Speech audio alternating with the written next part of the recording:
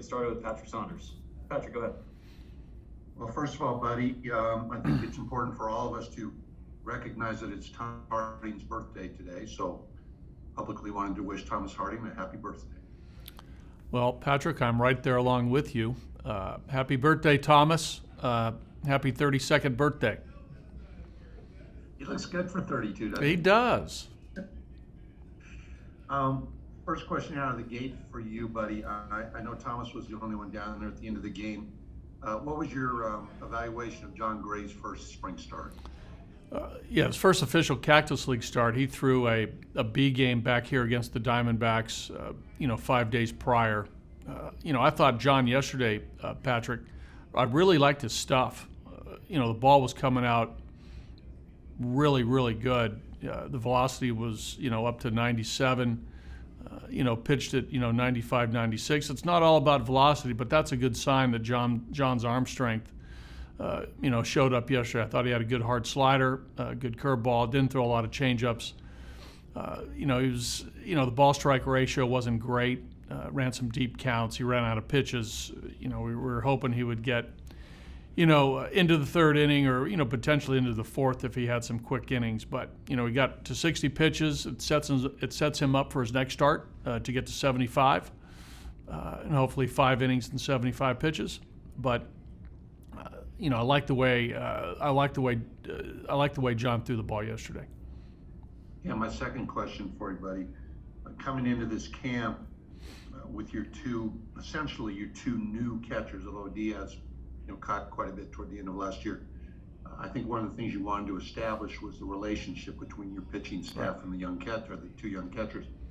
How do you think that's gone? Do you think they're getting on the same page? Do you feel like there's a good vibe there? I feel good about it. I really do. Again, Dom has been in big league camp for 5 years. He's been here since I've been here as a catcher. In our minor league system, developing to get to this point of being a guy that we can really trust and count on the defensive side, and we think there's going to be a little bit of a bat in there. So with him and Elias both, I think they've done a great job of building relationship and trust with the pitchers. The pitchers have done a great job of reciprocating conversation and information. It's been super collaborative between actually all our catchers, but obviously those two guys, look to be the guys that we're going to count on the most here at the start of the season.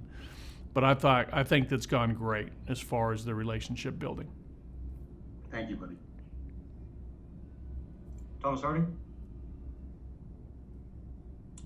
Yeah, buddy, as I turn 66 or whatever it is today, thank you. And thank you, Patrick. Patrick has a day coming up in a couple of days. I think it's called St. Patrick's Day.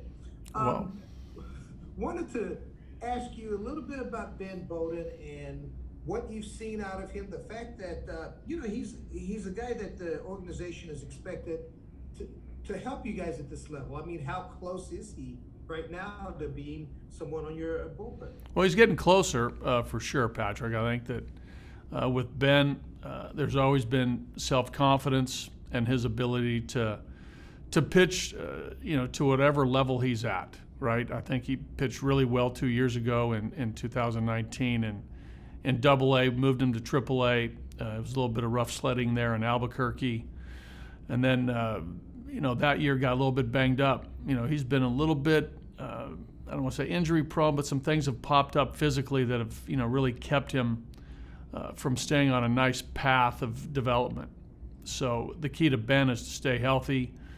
I think if he does that, I think he'll continue to build arm strength. He'll get more repetitions. I think his pitching will become more polished. But I think we all like the fact that there's an aggressive mindset there. He really has conviction in his stuff. He's on the attack. He doesn't back down, even though the fastball might not have upper end velocity. It has life to it and has carry through the strike zone. And the breaking ball's developing. So he's getting closer. Is that amount of self-confidence, and also, was a successful college guy, does that put him on the radar even for the start of this season, or is that something that you'd rather see him pitch a little bit more? Well, I mean, we'll see. I think he still needs some time, but you never know. I mean, a guy can, click and really throw the ball consistently well every time he takes the ball. Then you really have to have a hard look at it. But again, we got to make sure that physically he's in a good spot. That he's holding his stuff over, the rest of spring training here. And we see some incremental improvement in the breaking ball. Just some little things that he has to clean up.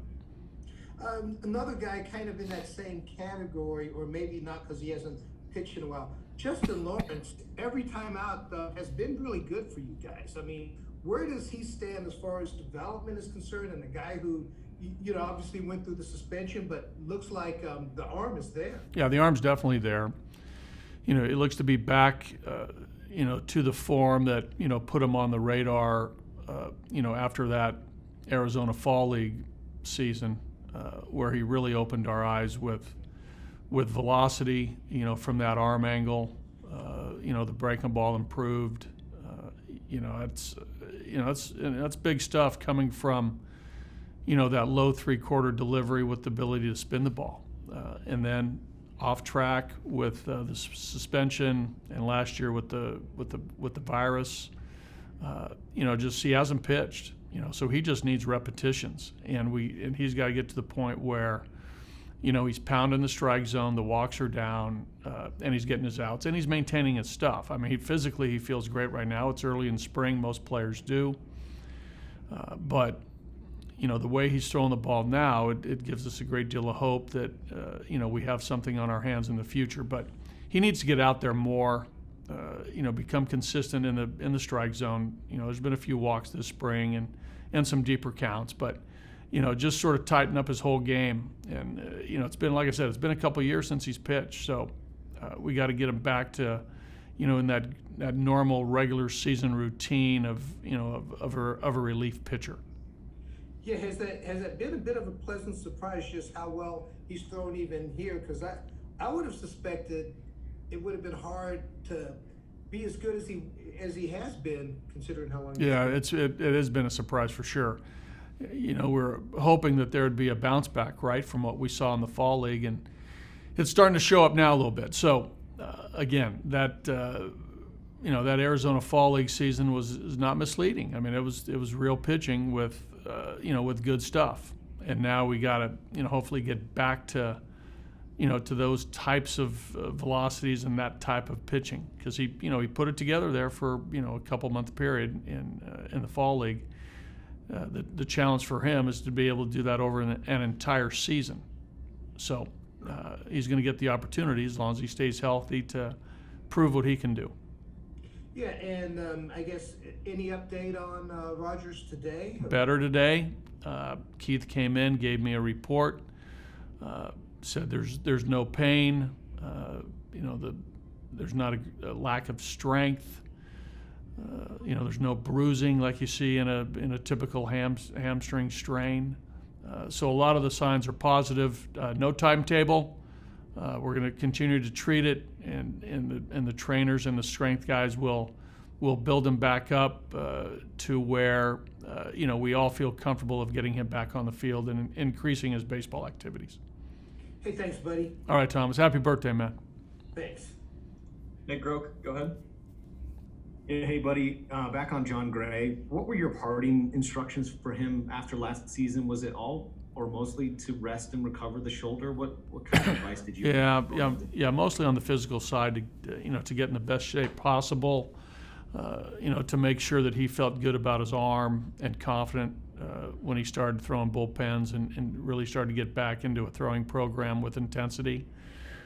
And also, to be one of our guys that we can count on. I think John's always taken that responsibility in stride and really feels as though he understands that, what it means to be a big league starting pitcher and what that means to the success of our team, and he takes that to heart. So the message basically was, let's get healthy, and your expectation, because he's been around long enough to understand. So it was more on the physical side, and a little bit of really making sure that this year he's in a good place, not only physically but mentally. you think, and I'm not asking you to compare him necessarily to your other pitchers, but he really was at the beginning of this wave of pitchers that you have, these starting pitchers. Do you think he maybe does have a grasp of that responsibility that's like maybe even a year advanced, compared to some of the newer guys? Well, he's just a year ahead of those guys, right? I think 16 was his, where, he came on the scene. He understands it, right? I mean, he's been around, obviously all the time that I've been here and a year prior that, he knows my expectation. He knows the club's expectation of that position as a starting pitcher and what that means. So, again, he understands that and he takes it to heart. And then with the shoulder, are you going to need to watch his pitch count early in the season at all? Yeah, I don't think so. Again, it was last year was a little bit more of a strain, and strains heal. The muscles have healed. His rotator cuff, it's he feels good. He feels good. So he's completely recovered. So we'll monitor and watch all our guys as the season goes. But if there's no early season restrictions on John, if that's what you're asking. Yeah, gotcha. Thanks, buddy. Hi, Graham. Go ahead, Pat. Hey, buddy. Thanks for taking the time. Happy birthday, Thomas. I guess just in regard to your bullpen, do you feel like almost you have to have a lefty just to have a lefty down there, like in the case of Ben or something, or would you be comfortable with an all-righty bullpen? I think we'd be comfortable with an all-righty bullpen. Again, I think you just don't have a lefty to have a lefty. The lefty's got to be functional. And, in a lot of cases, the lefty has to be able to get left-handed hitters out. And, if we don't feel as though we have that guy right now, we're going to continue to, develop those guys in the minor leagues. But, we feel pretty good about our right-handed pitchers and their talent and their skill level to get major league outs. Most of the guys that project to make our team have major league experience of at least a number of years. And, they've been through this before. So, again, it's not vital. It's a nice luxury to have a balanced bullpen, right? And guys, 8 guys that you can really trust to get both left and right-handed hitters out. And it's nice to have a lefty if they're capable, but it's not vital. My follow-up would be this kind of looking into the season kind of thing, but forever the Rockies bats get all the attention. How nice is it, or how excited are you for this rotation and what they can do? Yeah, it's nice. I think this group has pitched well for the most part over their early parts of their career, and I think that it was shown in 17 and 18. 19 was a tough year for the entire pitching staff, and then last year I thought we threw the ball well out of the rotation, and the bullpen struggled as a group. There were some great individual seasons in the shortened season. Bard for one, and Almonte, and a couple of Kinley at times. Threw the ball very well. So again, but I'm happy that there's some national acclaim to our pitching staff. All right, we'll finish up with Jenny. Jenny, go ahead. Hey, buddy. Just a couple of injury questions with Senzatella and Oberg. I guess more kind of the game plan for them. Do you have an update on what's next for both of those guys? Yes. Oberg will pitch again either I think tomorrow night out in Goodyear. He's feeling good. He's ready to get back on the mound. He's fine. He's progressing great. We're happy where Scotty is. And Senzatella is going to pitch tomorrow as well. We have a B game scheduled here in Scottsdale against the Angels. That game will take place in the afternoon. Senza is going to throw 3 innings. Derek Rodriguez is going to throw 4. So Sensa's he'll be competing against another team tomorrow, and then he'll throw 5 days later. So tomorrow will be his first competition against another club. He's ready for that.